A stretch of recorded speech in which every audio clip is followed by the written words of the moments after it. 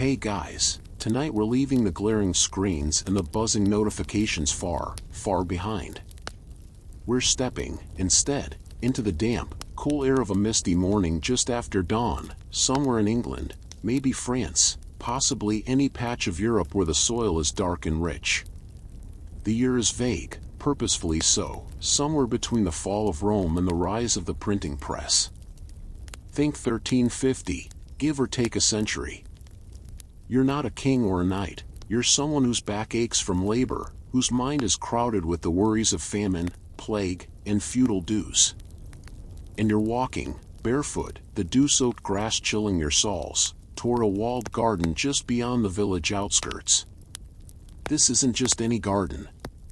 This is the physic garden, the hortus conclusus, an enclosed paradise where the plants grown are for healing, for eating, and, as we'll gently explore, for gently, or not so gently, altering the state of a weary human mind. You probably won't survive a real medieval illness, but you might just be tempted by the treatments. So, before you get comfortable, take a moment to like the video and subscribe, but only if you genuinely enjoy what I do here. It's the kind of quiet support that lets me keep wandering these obscure historical paths with you. And if you're feeling cozy, why not drop a comment with your location and local time? It's always a small marvel to remember that while you're drifting off in, say, Toronto, someone else is just starting this in Tokyo, a shared, sleepy community across the globe. Now, dim the lights, maybe turn on a fan for that soft background hum, and let's ease into tonight's journey together. The wooden gate groans on its iron hinges as you push it open. The smell hits you first, a colossal, layered wave of scent so potent it feels like a physical presence. It's not a single perfume, but a chaotic symphony. The sharp, clean punch of mint, the earthy, root-cellar funk of valerian, the sunny, licorice-like whisper of fennel. Beneath it all is the loamy scent of freshly turned soil and the mineral tang of the water in the central stone cistern. You're here on a simple errand, let's say. Your head is pounding, a combination of last night's weak ale and the relentless, low-grade anxiety of existence. Your grandmother, the keeper of such lore, sent you for some easing herbs. But in this garden, nothing is simple. Every plant has a duality, a Jekyll and Hyde nature locked within its leaves, roots, and flowers. You brush your hand against a sprawling bush with soft, silvery leaves. It's Artemisia vulgaris, common mugwort. To the good wife of the village, it's a herb for flavoring fatty goose, or perhaps a tea to bring on a stalled menstruation. But if you knew the right way to prepare it, to crush it, to smoke it, to steep it strong and dark, it was also known to produce vivid, sometimes prophetic dreams. You'd go to sleep hoping for relief from a bellyache and wake up feeling like you'd battled dragons in a landscape of shifting symbols. Historians still argue whether these dream herbs were truly psychoactive or whether the potent folklore surrounding them induced a powerful placebo effect, a self-fulfilling prophecy of weird sleep. But you don't know that debate. You just know the old stories whispered by the fire, that mugwort was a plant of the witches, and of St. John, and of the long, mysterious summer solstice night. You move on, your toes squelching in the mud near the water channel. Here, with towering, hairy stalks and bizarre, helmet-shaped purple flowers, is the monk's hood. It's beautiful and deadly, a fact everyone knows. A tiny amount, expertly measured by a paranoid apothecary, might be used for, well, no one's quite sure, but it's definitely in the mixtures for severe joint pain. The line between medicine and poison is a hair's breadth. You give it a wide berth. Right next to it, almost cheek by jowl in a display of horticultural irony, is a patch of cheerful, sunny-faced helianthus, not sunflowers, but something closer to chamomile. This is the safe bet, the gentle friend. A tea of this will calm a nervous stomach, ease you into a soft sleep. This is what you likely came for.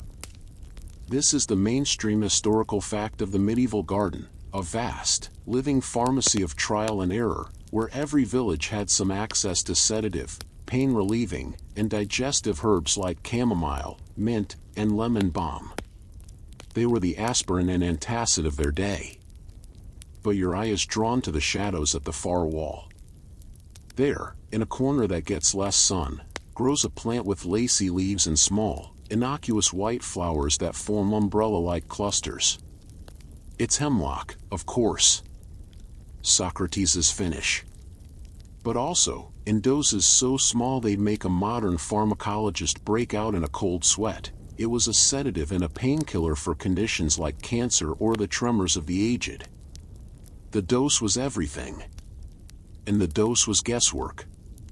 One person relief was another's final, paralyzed breath. You shiver, though the morning is warming. And then you see it, the quirky, fringe tidbit of our first section, nestled between a rosemary bush and a patch of thyme, the humble, sprawling Datura stramonium, jimsonweed. Its trumpet-like flowers are closed now, waiting for the evening. It looks almost friendly. But every part of this plant is a chaotic arsenal of tropane alkaloids.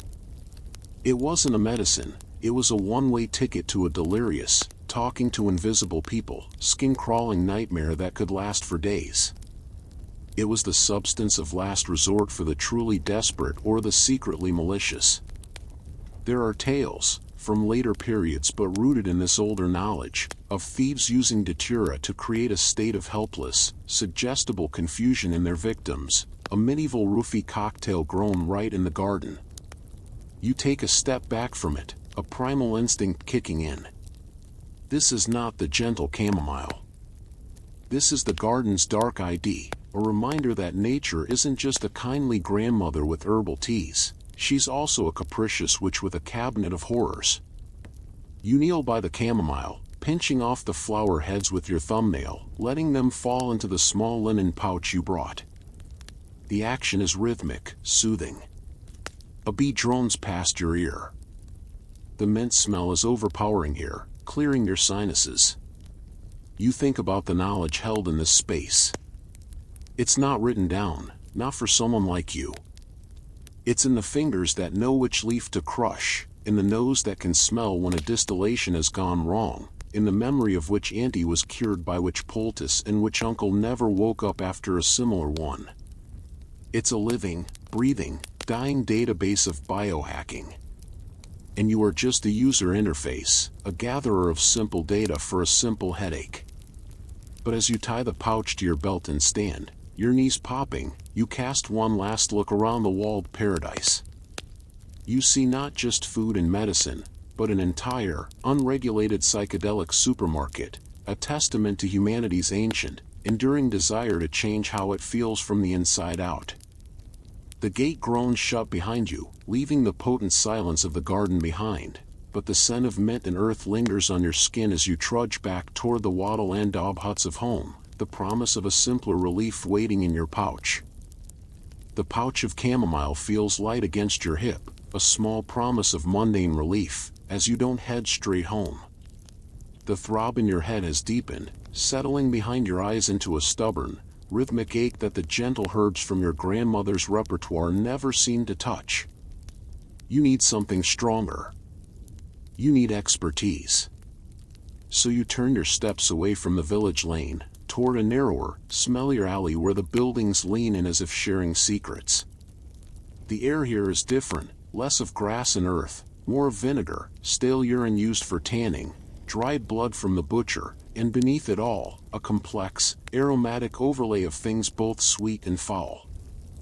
You stop before a door marked not by a sign, but by a painted wooden pestle hanging above the lintel.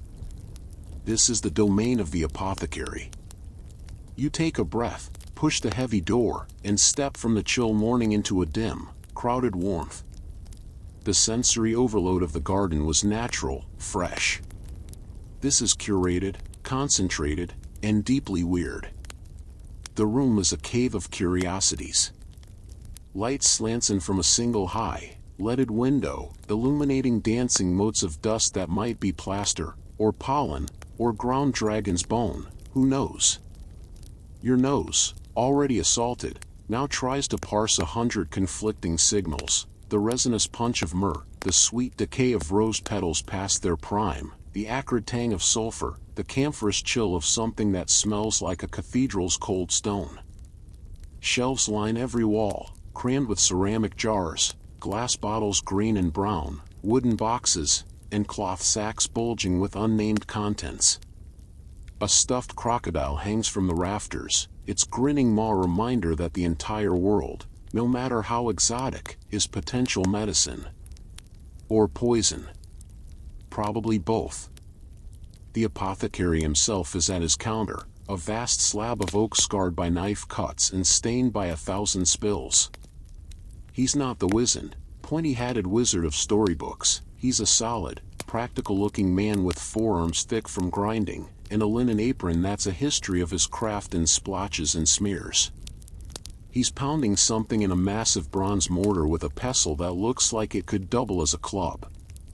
Asterisk thump. Crunch. Thump. Crunch, asterisk. The rhythm is hypnotic. He glances up, his eyes sharp, assessing you in a second. The head, he grunts, not breaking his rhythm. You nod, amazed. He sniffs, once. Ale, poor sleep, and the miasma from the South Marsh. It clouds the humors. This is the mainstream historical fact of his trade, the Galenic theory of the 4 bodily humors: black bile, yellow bile, phlegm, and blood. Your health, your mood, your very personality were a balance of these fluids. An ache like yours? An excess of black bile, too much dryness and cold. The cure would be something warm and moist to counter it. His diagnosis is state-of-the-art 14th century medicine, and it's as definitive to him as an MRI scan is to a modern doctor. Sit, he commands, nodding to a stool. You perch on it as he finishes his pounding, scoops a coarse brown powder into a bowl, and wipes his hands. He begins to move along his shelves, his fingers skipping over jars with practiced ease. We start with willow bark, he mutters, more to himself than to you. He scoops some shredded, grayish bark. For the pain. You'll learn centuries later that willow bark contains salicin, a precursor to acetylsalicylic acid, aspirin. It's a legitimately effective analgesic. He adds it to a small ceramic dish. Lavender, for the calming spirits. A handful of purple buds. A pinch of clove, to warm the brain. Then he pauses, his hand hovering over a jar containing a lumpy, dark resin that looks like tar. And for the stubborn phlegm clouding your senses, a tiny measure of laudanum. This is where things drift from the familiar into the ambiguous. He uses a delicate knife to scrape off a fragment no larger than a pea. Laudanum is a gum resin from the rockrose plant. In your world, it's a mild expectorant. In his, it's something more. As he adds it to the mix, he says casually, it will also bring a quietude. A distancing from the pain. What he doesn't say, but what some of his more learned colleagues might whisper, is that laudanum has a mild psychoactive effect, a dreamy, sedative quality. It was a favorite in antique incense and medieval sponge of sorrow recipes, a soporific soaked sponge held to the nose of a patient before surgery. He's not just treating your headache, he's engineering a change in your conscious state, blurring the edges of your discomfort. Now he turns to the true art. He reaches for a small, locked box on a high shelf, unlocks it with a key from his belt, and extracts a vial of clear liquid. Distilled spirit of wine, he says with pride. From the monks at the abbey. Far superior to vinegar or common water as a solvent. This is cutting-edge tech, the new world of alchemy merging with medicine. He pours a measure over your urban resin mixture in a flask, corks it, and sets it in a bowl of warm water from a kettle always simmering on the hearth. It draws out the virtues, he explains. He's making a rudimentary tincture. The alcohol will extract the active compounds from the plants far more efficiently than water alone, creating a potent, shelf-stable concoction. It's a mainstream pharmaceutical technique in its infancy. While it steeps, he indulges in a bit of showmanship, the quirky tidbit for this section. He picks up a large, milky white bean from a dish. See this? The Nux vomica. He sees your flinch at the name. Yes, vomit nut. In a large dose, it causes violent convulsions, a most terrible death. But, he raises a finger, in a dose so small I would measure it with a grain of this dust. He taps the counter. It is a powerful stimulant for the heart and the spirits. For a man whose vital force is ebbing, it can provide a final burst of vigor. The difference is in the wisdom of the hand that measures. He places the bean back with reverence. This is the apothecary's power and peril, his mastery over the threshold between healing and harm. Historians still argue whether these minute doses of potent toxins like strychnine, from Nux vomica, or arsenic ever provided real benefit, or whether they simply created a powerful, and often deadly, placebo effect, a testament to the physician's authority rather than the medicine's efficacy. Your mixture is ready. He unstoppers the flask. The smell that wafts out is complex, herbal, with a sharp, alcoholic kick underneath. He pours the amber liquid through a fine cloth into a small glass bottle. A teaspoon and a cup of warm wine tonight. Not water, wine. He emphasizes. The wine isn't just a chaser, it's a synergistic agent, another depressive to compound the effects of the lavender and ladanum. He takes your coin, and you take the bottle, feeling its small, potent weight in your palm. You have purchased not just a headache remedy, but a carefully crafted, mildly intoxicating experience. You thank him and step back into the alley, the world outside seeming brighter, sharper, and somehow less real than the alchemical cave you just left. The apothecary's final words follow you out. It will distance the pain. As you walk home, the bottle a secret against your chest, you realize he wasn't just selling you a cure for your head. He was selling you a brief, blessed vacation from the unrelenting pressure of being you, in this time, in this place. A vacation in a bottle, mixed by a man who was equal parts pharmacist, chemist, and wizard. The little bottle from the apothecary feels both potent and precious, a secret against your skin as you walk. But the path home today isn't direct. A different urge pulls you, one less about the immediate throb in your skull and more about a deeper, thirstier kind of yearning.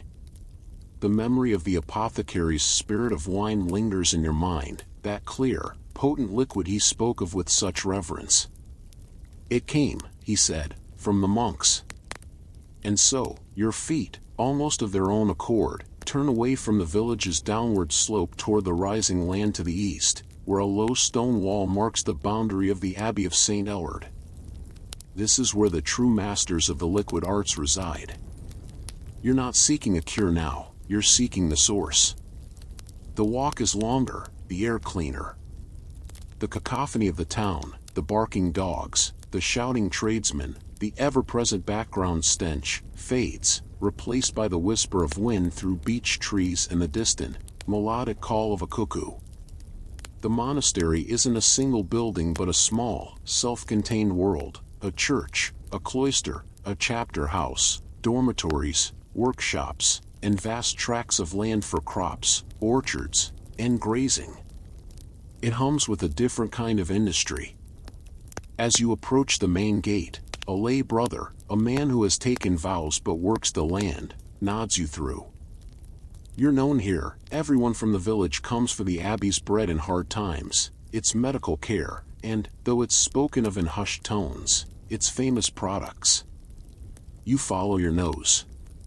Past the herb garden, more orderly and medicinal than the village one, past the bakehouse with its enveloping warmth, toward a low, stone-built outbuilding where a steady plume of steam issues from a vent in the roof.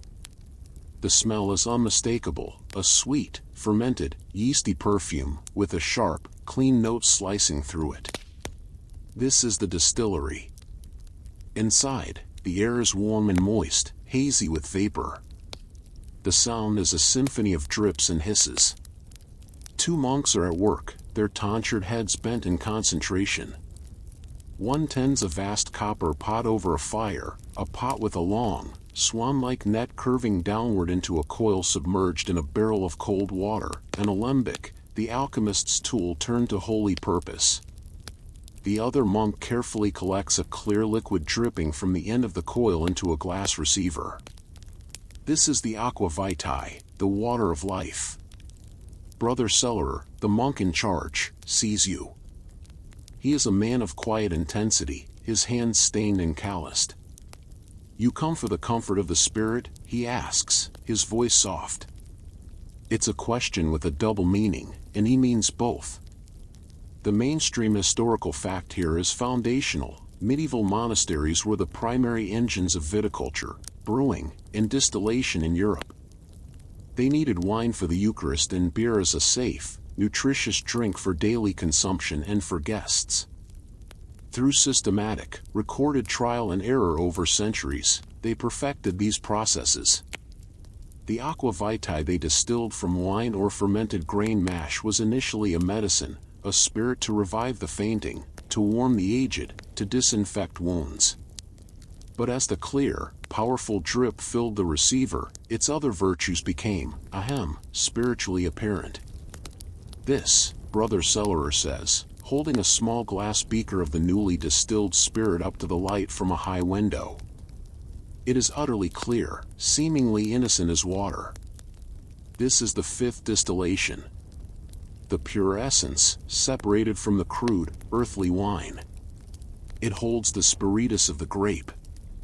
He brings it to his nose, inhales deeply, and his eyes, for a fleeting second, close in something that looks like bliss. He offers the beaker to you. You sniff. The aroma is a fiery, floral shock, nothing like the sour, diluted wine you're used to. You take a tiny sip. It's not a sip, it's an event. A smooth, volatile warmth floods your mouth, then expanding heat down your throat, settling in your chest like a small, benevolent sun. It's a sensation of pure, concentrated power. For a moment, your headache, your worries, the damp in your bones, are simply gone, vaporized. It is a powerful medicament, Brother Cellarer says, taking the beaker back, his tone reverent. 40 drops in a cup of wine for a palsy. A cloth soaked in it to cleanse a rotten wound. But then he gestures to a row of large oak barrels. And there, we infuse it. With herbs from our garden. For the soul's afflictions. He taps one barrel. This has valerian root, hops, and a touch of poppy. For the sleepless, whose minds are tormented by the day's labors or by diabolical suggestion. He taps another. This has ginger, cardamom, and grains of paradise. To stir the digestive fires and bring joy to a melancholy heart. These aren't just medicines, they are tailored psychoactive experiences, blessed by God and perfected by monastic science. Historians still argue whether the widespread monastic use of infused, potent spirits was a conscious exploration of altered states as a path to spiritual insight or simply a happy, and frequently indulged, byproduct of their medicinal and economic pursuits. Was a monk feeling a warm, glowing connection to the divine after his evening cordial experience in grace, or just a very good buzz? Now, Brother Cellarer shares the quirky, fringe tidbit. He lowers his voice, though only the hissing alembic can hear. There is another preparation. Not for the many. A tincture we call Soporiferum Angelorum, the sleep bringer of angels. He moves to a small, locked cabinet. From it, he takes a tiny vial of a liquid so dark green it is almost black. It contains, among other holy herbs, a minute portion of the Solanaceae, the mandrake, prepared in a specific way under certain astrological signs. Mandrake, the shrieking, human-shaped root, was the nuclear option of medieval psychoactives, fabled as an anesthetic and a potion ingredient.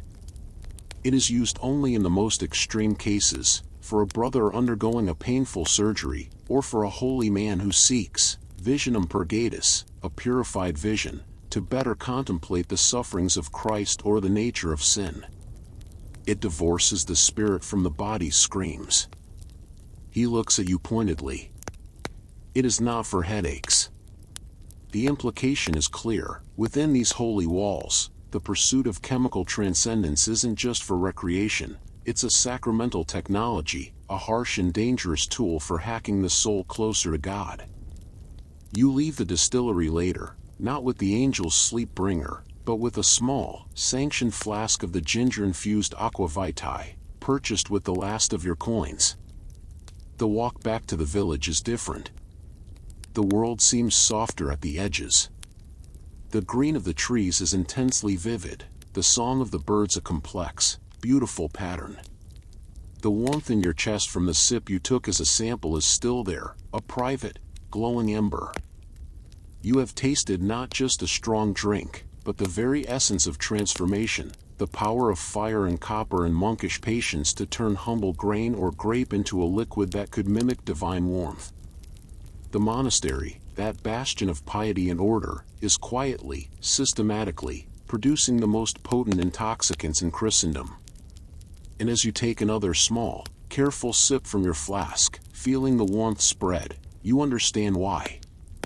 In a world of pain, uncertainty, and short, brutal lives, sometimes the most sought-after miracle isn't a heavenly vision. It's just a reliable, blessed, and deeply effective way to feel a little bit better. The monastic aqua vitae is a treasure, a secret sun in a flask to be parceled out in precious drops. But the glow from your sampled sip fades as your stomach groans, reminding you of a more basic, more communal need. The sun is dipping low, casting long, distorted shadows from the wattle and daub houses. It's time for the evening's main event, an event as central to medieval life as prayer or plowing, the tavern. You pocket your flask and let the gravitational pull of noise and need draw you toward the village square, where the sign of the Cock and Bull creaks on a rusty iron bracket. You don't enter so much as get absorbed by it. The transition is immediate. 1 second you're in the cool, dusky air, the next, you're enveloped in a wall of heat, noise, and a smell so thick you could chew it. It's the smell of unwashed bodies, wood smoke, rancid grease from the kitchen pit, wet wool, and over everything, the sour, bready, profoundly earthy scent of the common ale. This is not the monk's refined spirit. This is the people's fuel, their anesthetic, their social network, and their daily bread, all in a sticky, lukewarm liquid. The tavern is one long, low room, the ceiling beams blackened by decades of smoke from a central fire pit. The light comes from a few tallow dips, their greasy smoke adding to the atmospheric haze, and the orange glow of the fire itself, which illuminates faces in flickering, dramatic snaps. You shuffle forward, the packed earth floor a mud slurry of spilled drink, rushes, and things you don't want to identify. A serving wench thumps a heavy wooden tankard into your hand before you even ask, taking your smallest coin in return. This is the transaction, coin for oblivion in a cup. The mainstream historical fact here is both simple and staggering. In an era of unsafe water, everyone drank ale. Children drank small beer, weak ale. Adults drank it strong. It was calories, it was hydration, and it was a necessary, mild depressant that took the sharpest edges off a life of relentless toil. The average peasant might consume a gallon of the stuff a day. This wasn't about getting drunk, it was about maintaining a steady, functional buzz, a perpetual soft focus on the world's hardships. You raise the tankard to your lips. The ale is cloudy, the color of dirty straw, and still warm from the vat. It has a sour, tangy flavor, with a faint sweetness underneath and an aftertaste that hints of the wood of the cask and something vaguely metallic. There are bits floating in it, husks of grain, maybe a dead fly. You don't look too closely. You drink. It's not pleasant, but it's familiar. The first long pull brings a settling feeling, a loosening in your shoulders you hadn't realized was tight. This is the rough embrace you came for. Around you, the scene unfolds in a series of noisy, intimate tableaus. At one table, two farmers are locked in a mumbled, cyclical argument about the boundaries of a pigsty, their words slurring into a single, aggrieved drone. In a corner, a traveling peddler is holding court, his voice rising above the din as he promises that the dried newt in his pouch is a surefire love charm. A group of young laborers are playing a rowdy game of dice, their shouts of triumph or groans of defeat punctuating the air. This is the social media of the age, the news feed, the marketplace, the dating app, and the therapist's couch, all lubricated by gallons of mediocre brew. Historians still argue whether the pervasive, daily drunkenness of medieval life was a cause of social stagnation and violence or the very glue that held a brutally hierarchical and stressful society together, providing a necessary pressure valve. But this is the common ale. For those with an extra penny and a desire to accelerate the process, there are options. The quirky tidbit emerges from the shadowy corner where the taverner himself, a bear of a man with a nose mapped by broken capillaries, keeps his special reserve. You see a mason, his hands still dusty with limestone, sidle up and exchange a whispered word and 2 coins for a smaller cup of something darker. This is Bradgott or Potus, a hybrid beverage, ale fortified with honey and sometimes a terrifying mix of herbs for extra potency, ground ivy, bog myrtle, or even henbane, a deliriant that could turn an evening of forgetfulness into a multi-day nightmare. The taverner might call it the drink that puts hairs on your soul. The mason downs it in one gulp, shudders violently, and a few minutes later is laughing uproariously at nothing, his eyes wide and unfocused. He has purchased a faster, rougher rocket out of the present moment. You stick to your ale, nursing it, letting the warm numbness spread. You watch a fight break out near the fire, a swift, brutal explosion of fists over a disputed dice roll, over a spilled drink, over an old slight remembered through the haze. It's over as quickly as it began, one man bleeding from his nose into the rushes, the other shoved out into the night by the taverner's bulk. No one pays it much mind. The ale giveth a blurry comfort, and it taketh away inhibitions and good sense. This, too, is part of the contract. And here, as you feel the familiar, woolly-headed warmth spreading through you, your own senses softening the tavern's sharp edges into a gentle impressionist painting of noise and light, I want to take a moment to speak directly to you, not the medieval version of you, but you, right now, listening. If this journey into the foggy, sensory world of the past is giving you a kind of comfort, a mental vacation from your own modern worries, then consider this. You're part of a very, very old tradition. We've always sought stories and substances to transport us. If my voice in these historical wanderings are your version of a comforting tankard of ale at the end of the day, then I'm truly honored. And the best way to ensure this sleepy tavern of tales stays open is with your support. If you're enjoying drifting through these medieval mists, please do take a second to like this video and subscribe to the channel. It's the single biggest way you can help me keep brewing these narratives. And maybe, if you're feeling it, comment below, tell me what part of this hazy history is sticking with you. Your engagement is the modern version of throwing a coin on the taverner's counter and saying, "Another round, please." The night deepens outside. Your tankard is empty. The fire burns lower. The noise has settled into a contented, communal hum, a symphony of snores, murmurs, and the soft clatter of empty cups. You don't feel happy, precisely. But you feel less. Less pain, less cold, less anxiety, less of the grinding weight of your own thoughts. You have achieved, through cheap, sour ale and the press of humanity, a state of communal oblivion. It's not elegant. It's not a monk's purified vision. It's the rough, democratic, muddy high of the masses. You push yourself up from the bench, your movements slow and deliberate, and weave your way toward the door. Stepping back into the shocking cold of the night is a slap, but a distant one. The village is quiet. The stars are sharp above. And inside you, for now, there is only a blessed, buzzing silence. The cold night air is a shock, but a muffled one, the tavern's ale wrapping your senses in a damp, insulating blanket. You fumble with the precious flask of monastic aqua vitae under your tunic, its existence a secret counterpoint to the public, sloppy buzz you've just participated in. But as you walk, the village is familiar, sleeping forms give way to the deeper darkness of the tree line. The moon, a silver sliver, provides just enough light to pick out the path, not the main road, but an older track, worn by generations of feet not going to market or church.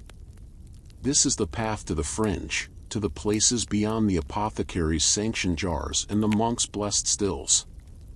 A chill that has nothing to do with the temperature skitters up your spine. You're not heading home. You're drawn, by curiosity or a whispered suggestion from the tavern's drunker corners, toward the forest, and toward the knowledge that lives there. The sounds change. The last snores from a cottage fade, replaced by the rustle of something in the undergrowth, the hoot of an owl, the endless sigh of wind in the high branches. The air smells of damp leaf litter, rotting wood, and the cold, clear scent of running water from a nearby stream. This is the world unblessed by priest or physician, the domain of the wise woman, the cunning man, or, in the fearful whispers of your neighbors after one too many Alesh, the witch. You see a flicker of light ahead, not the steady glow of a hearth, but the dancing, orange pulse of a small, concealed fire. You creep closer, hiding behind the thick bole of an ancient oak. In a small clearing by the stream, a figure is hunched over a tripod, a small pot suspended above the flames. It's an old woman, her face a map of wrinkles in the firelight, her hair wild and streaked with gray. She is muttering, not in Latin like the monks, but in the old, vernacular tongue, words that sound like the land itself. This is her laboratory. Around her are baskets of plants you recognize with a jolt, the lacy leaves of hemlock, the sinister trumpet flowers of datura, the glossy, dark leaves of belladonna, deadly nightshade. These are the Solanaceae, the nightshade family, the queens of the medieval psychoactive underworld. She is making an unguent, a salve. You watch as she grinds the black, shiny berries of belladonna with a stone, mixing them into a base of goose fat. She adds a pinch of something that might be powdered monkshood, a few crushed seeds from the datura pod. The mixture in the pot is a foul-looking greenish-black. This, you realize with a thrill of terror, is the infamous flying ointment. The mainstream historical fact, gleaned from trial records and later folklore, is that such ointments were indeed used. Applied to the skin, often on the wrists, temples, or, most effectively, on the mucous membranes, the potent tropane alkaloids, atropine, scopolamine, in these plants could be absorbed, bypassing the gut. The effects were not literal flight, but a profound dissociation, a sensation of leaving one's body, of wild travel, of talking to animals or spirits, of frenzied dancing in vivid, terrifying hallucinations. It was a brutal, dangerous, and utterly effective way to fly. The old woman dips a finger into the cooling grease, testing it. She looks up, not at you, but at the moon. Her eyes seem to gleam. This is the quirky, fringe tidbit of our nocturnal foray. Some recipes, from later grimoires and whispered confessions, called for more than just plants. They included the fat of an unbaptized child, likely a grotesque metaphor or slander, or soot from a chimney where a marriage has broken. But the most peculiar ingredient, mentioned in a handful of marginalia, was the inclusion of a common, mundane substance like parsley or celery seed. Why?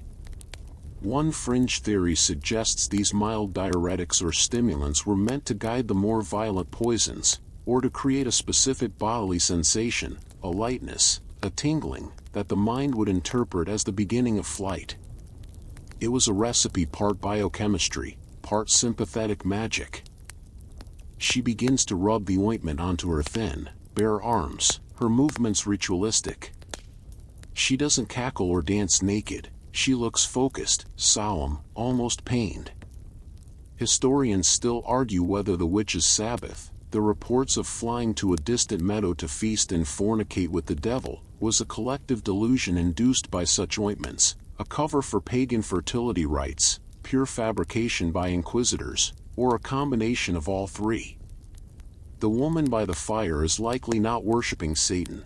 She is engaging in a form of extreme, ecstatic pharmacology older than the church, seeking vision or power or simply an escape so complete it felt like transfiguration. But there is another figure in the shadows. A younger woman, perhaps her apprentice, crouches by the stream, washing herbs. She's preparing a different kind of remedy, poultices for wounds, teas for childbirth fever, charms for a sick cow. This is the duality. The same hands that could concoct a bomb for sending the soul screaming from the body also held the only real medical knowledge for miles around. The witch was often the village's doctor, midwife, and psychiatrist, her cabinet stocked with both chamomile and belladonna, her power stemming from her willingness to traffic in the substances no apothecary would publicly touch and no monk would dare distill. You've seen enough. The sense of trespass is overwhelming. As you start to back away, a twig snaps under your foot. The old woman's head whips around. Her firelit eyes seem to lock directly onto yours through the darkness. She doesn't look angry, she looks knowing, weary, as if she's seen 100 curious fools hiding behind that same oak. She simply stares, her greased arms gleaming. No words are exchanged, but the message is clear. You have seen the secret fire. Now leave it. You turn and stumble back down the path, the image of her gleaming eyes burned into your mind, the smell of burnt fat and something deeply vegetal and wrong clinging to you. You have ventured to the very edge of the medieval chemical landscape, where healing and hexing were two sides of the same leaf, and where the desire to transcend the human condition could lead not to a monk's gentle glow, but to a screaming, sweating flight through a poison night. The forest's oppressive quiet stays with you long after the witch's fire has vanished behind the trees. You hurry back to your pallet in the village, the monastic flask and the apothecary's bottle now feeling like childish things next to the raw, vegetal power you've just witnessed. Sleep, when it comes, is fitful, haunted by visions of greased arms and gleaming eyes. You wake not to a rooster's crow, but to the distant, melodic clanging of bells and the lowing of oxen. It's market day. And more than that, a caravan has arrived. The world, you remember with a jolt, is much bigger than your village, your forest, your abbey. Stumbling out into the muddy lane, you see them, strange men with weathered skin and clothing in unfamiliar cuts, their pack animals, shaggy ponies and bad-tempered camels, laden with bundles that smell of dust in faraway places. This is the Silk Road's farthest, faintest whisper, reaching even here. And with these travelers come not just spices and silks, but the most coveted, most controversial substances of all, the smuggled dreams of the East. The market square is a chaos of haggling, a babble of tongues. You move through the crowd, drawn to a corner where the air is different. Here, the smells are exotic, resinous, sweetly alien. A merchant with a long, forked beard and a turban unwraps a bundle with reverent care. Inside are lumps of a dark, gummy resin, some the color of dried blood, others a pale amber. *AFUN*, he says in a hushed, persuasive voice to a gathered crowd. The milk of paradise. Opium. The dried latex of the poppy Papaver somniferum. It's not unknown here, monks grew poppies in their gardens for seed and mild pain relief, but this is the pure, concentrated article, the real deal from the sun-baked fields of Anatolia or beyond. This is the mainstream historical fact of global trade. Psychoactive commodities were among the most valuable and transformative goods moving along these ancient routes. Opium, cannabis resin, charas, and later, tobacco, would travel from their origins, altering the cultures they touched, creating new rituals, new addictions, and new economies. The merchant demonstrates. He takes a tiny pellet of the dark resin, places it on a thin, heated blade over a small lamp. It sizzles, melting into a dark bead, releasing a smell that is sweet, smoky, and deeply seductive, like flowers and earth and oblivion all at once. He inhales the vapors through a long, slender tube, his eyes closing in profound contentment. He then offers the pipe to a wealthy-looking burgher who has been watching, rapt. The burgher, after a moment's hesitation, imitates the gesture. His tense, merchant's face slackens in seconds, a beatific, vacant smile spreading across his features. He's not drunk, he's elsewhere. He has purchased, in one inhaled moment, a silence more complete than any ale could provide, a warm, velvet nothingness. You watch as a transaction is made, a heavy pouch of silver exchanging hands for a small, wrapped brick of the resin. This isn't medicine, it's a luxury experience, a direct line to a painless void.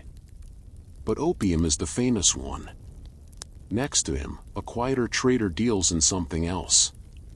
He has small leather pouches of a greenish-brown, crumbly resin that smells like a pungent, skunky pine forest. This is cannabis, hashish, from the Arabic lands. It's whispered to be the favorite of the mysterious Hashishin, the sect of assassins, said to be given visions of paradise before being sent on their deadly missions. The merchant here, however, pitches it differently. For the stiffness in the joints, good sir, he says to an aging knight rubbing his elbow. And for the melancholy humors, it brings laughter and lightness.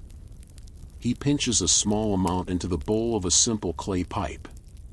The knight, more wary, takes a cautious puff. The effect is different from the opium. His eyes redden, he coughs violently, but then, after a moment, he lets out a short, surprised chuckle at nothing. The world, for him, has just acquired a subtle, absurdist filter. Historians still argue whether the use of substances like hashish in the medieval Islamic world was primarily medicinal, recreational, or intricately tied to Sufi mystical practices seeking closer communion with the divine, a pharmacological shortcut to ecstasy. You're jostled from behind and turned to find the quirky, fringe tidbit of the global bazaar literally under your nose. A small, wiry man from the far north is offering not a plant, but a fungus. Side reindeer moss *, he grunts in broken Norman French, pointing to dried, grayish lumps. It takes you a moment to understand. He's not selling moss. He's explaining that the reindeer of his homeland eat a specific moss that contains a psychotropic lichen. The Sami people, he implies, would then drink the urine of these reindeer, as the compound passed through the animal's system in a still active, but slightly purified form, to enter trance states for their shamanic rituals. He's not offering urine, of course. But he is selling small, potent Amanita muscaria mushrooms, the iconic red with white spots toadstool, dried and strung on a cord. One small piece, he whispers, tapping his temple. See the colors of the wind. 2 pieces, see the gods.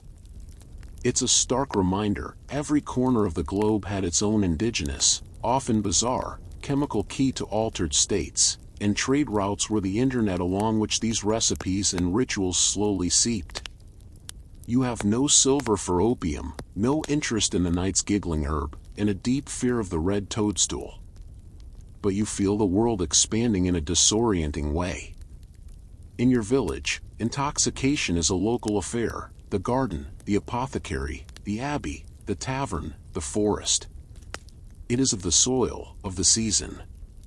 But here, in the market, you see that the desire to alter consciousness is a global, human constant, and people will move mountains, or at least cross deserts, to cater to it. The burgher, now floating on his opium cloud, is participating in the same essential quest as the witch in the forest, but his method is imported, expensive, and status-laden. His dream is a luxury good. Hers was a forbidden art. The monk's was a holy science. Yours, from the tavern, was a democratic slurry. The same destination, a million different roads, paved with silver, piety, secrecy, or just a handful of copper coins. The caravan will pack up at dusk, moving on to the next town, the next castle, the next monastery where a bored abbot might have a taste for exotic comforts. They leave behind more than just goods. They leave new ideas, new habits, new hungers. As you walk away from the square, the burgher's serene, vacant smile etched in your memory, you understand something. Your world is not a closed loop. It's a node in a vast, slow network, and through it drip and flow the substances that can change a mind, alter a culture, and redefine what it means to feel. The pursuit of getting high, you realize, is one of the oldest engines of globalization there is. The exotic sense of the market, opium's cloying sweetness, hashish's earthy punch, cling to your clothes like expensive ghosts as you leave the cacophony of the square. But the pull of the day isn't toward your humble dwelling. A different summons hangs in the air, one announced earlier by a liveried page trotting through the mud. The lord of the manor is holding a feast. And you, by virtue of being a tenant on his land, have a role. Not as a guest reclining at the high table, of course, but as part of the shuffling, watchful mass of servants, entertainers, and villagers allowed to linger at the edges of the great hall to witness the spectacle. This is where the quest for altered states reaches its most refined, most decadent, and most politically charged form. You're about to see how the other 1% gets high. You approach the manor house as dusk falls. It's not a castle, but a stout, fortified hall of stone and timber, its windows glowing with a rich, honeyed light from within, the light of 100 beeswax candles, not the smoky tallow dips of the tavern. The sound is different too, not the raucous roar of the common folk, but a layered din of music from lute and pipe, the clatter of fine pewter and ceramic, and the rising, polishing hum of many well-dressed people talking at once. You slip in through the kitchen yard, a tsunami of heat and chaos where scullions run red-faced, and whole boars turn on spits. But you don't stay there. You find a spot in the shadow of a massive arched doorway, where you can see into the hall. The sight is designed to overwhelm. The high table sits on a dais, draped in embroidered cloth. The lord and his lady are resplendent in silks that must have passed through the hands of that very morning's caravan merchants. Before them, the long trestle tables are groaning under the weight of it all, roasted meats glistening with fat, pastries shaped like mythical beasts, towers of fruit, and rivers of drink. But this is the key, the drink. This is not about ale. This is about display. Jugglers of wine pour continuously from pitcher to pitcher in a gleaming arc, filling goblets of silver, glass, and fine Italian pottery. The mainstream historical fact of noble excess is written here in liquid, wine, and lots of it. Not the sour, local vintage, but spiced wines from Gascony, sweet Malmsey from Crete, strong Hippocras, wine heated with precious sugar, cinnamon, ginger, and grains of paradise. The spices weren't just for taste, they were a blazing advertisement of wealth, and many, like ginger and pepper, were believed to have heating, stimulating properties, to stoke the innate heat of the body and promote merriment and vigor. You watch as a server presents a spectacular subtlety, a sculpted sugar centerpiece between courses. This one is a model of the Jerusalem city walls. The Lord applauds, breaks off a sugary turret, and pops it in his mouth. But here lies the quirky, fringe tidbit of courtly consumption. Sugar itself, this brand new, astronomically expensive luxury, was more than a sweetener. In the medical understanding of the time, refined sugar was considered a potent drug. Apothecaries classified it as hot and moist, a powerful restorative for the fading humors of the elderly or the lovesick. Consuming it in such quantities, as the Lord does, was a form of conspicuous pharmacological consumption. He's not just eating candy, he's performing wellness, demonstrating his access to a substance that could, in theory, alter his very physiology towards warmth, moisture, and life. He's getting a buzz off his own status, and the sugar rush is just a delightful side effect. The wine flows faster as the night progresses. The carefully composed faces at the high table begin to loosen. Laughter grows louder, less polite. A knight tells a bawdy story, sloshing his hippocras onto the tablecloth. The lady's cheeks are flushed a deep pink. This is the goal, a controlled, luxurious unraveling. They are not seeking the obliteration of the tavern or the vision of the witch, they are pursuing euphoria, a golden, gilded feeling of power, pleasure, and invincibility. They drink to feel like the gods their wealth suggests they are.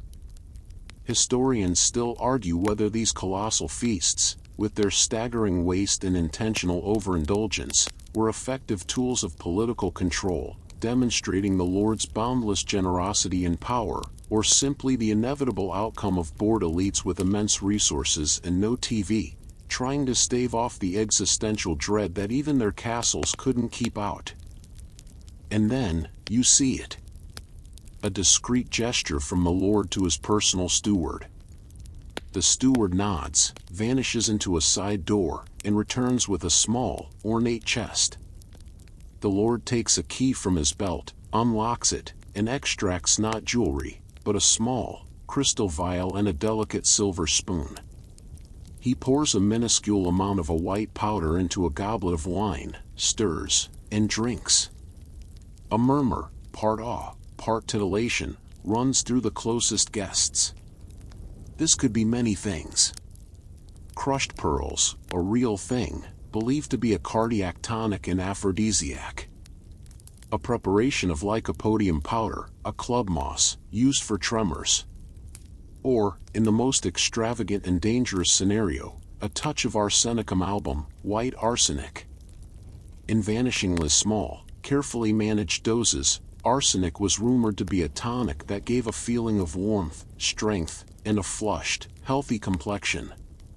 It was the ultimate edge for the jaded elite, a dance with the angel of death for a better complexion and a fleeting sense of vitality. It was doping, medieval style. The feast spirals from there. The controlled euphoria slips its leash. A drunken brawl breaks out between two squires over a perceived insult, quickly broken up by guards. A normally austere visiting cleric is now singing a profane song, his tonsured head lolling. The Lord himself has slumped in his chair, the crystal vial back in its box, his eyes glazed with a satisfaction that looks almost like sadness. The veneer of civility has dissolved, revealing the same raw human drives that fueled the tavern brawl, just wrapped in silk and washed down with spiced wine instead of sour ale.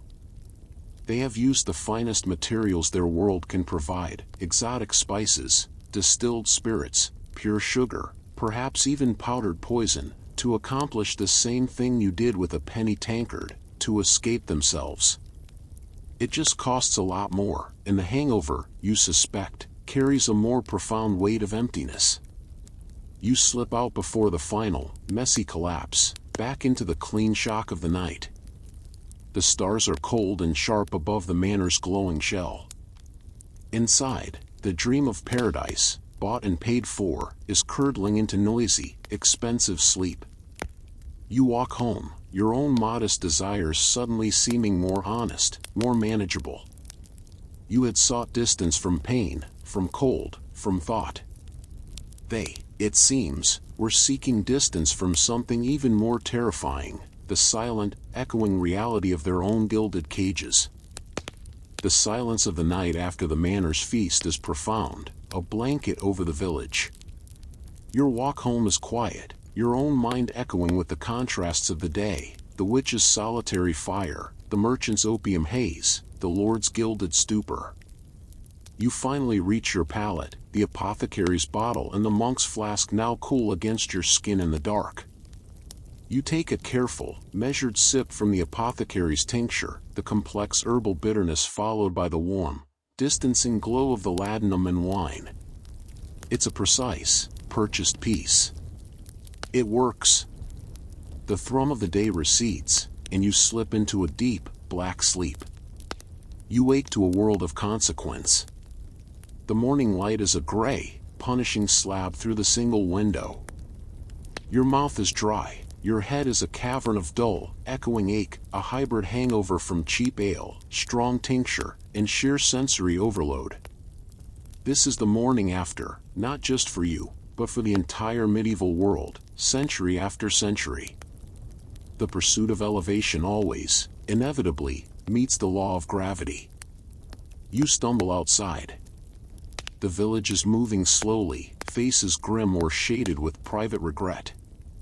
The taverner is swabbing out his establishment with a ferocity that speaks of broken benches and lost profits. Over by the well, two women are whispering, their eyes darting toward the forest path. Word has spread. A child from a neighboring hamlet, it's said, got into a patch of berries he shouldn't have. Belladonna. There was frantic riding for the apothecary, for the monk, but the little body, they say, was cold by dawn. The fringe knowledge of the woods has claimed its price, as it always does. This is the dark, mainstream historical reality underpinning all the herbal experimentation. The line between medicine and poison was guesswork, and the casualties were often the innocent, the curious, the desperate. A different kind of gravity is at work in the square.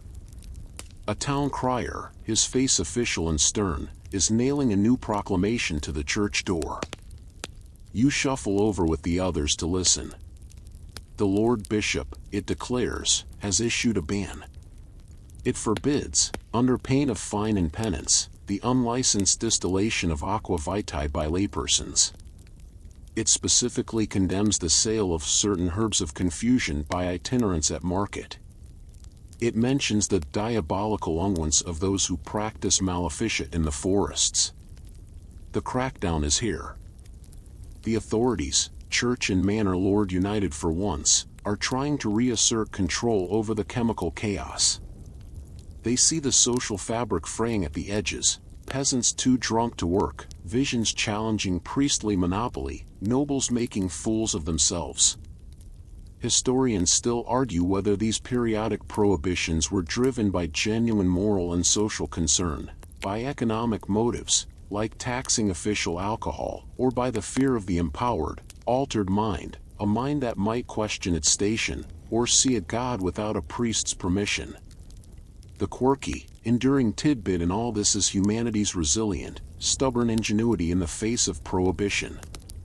As the crier finishes, you catch the eye of the miller's son. He gives a slow, almost imperceptible wink.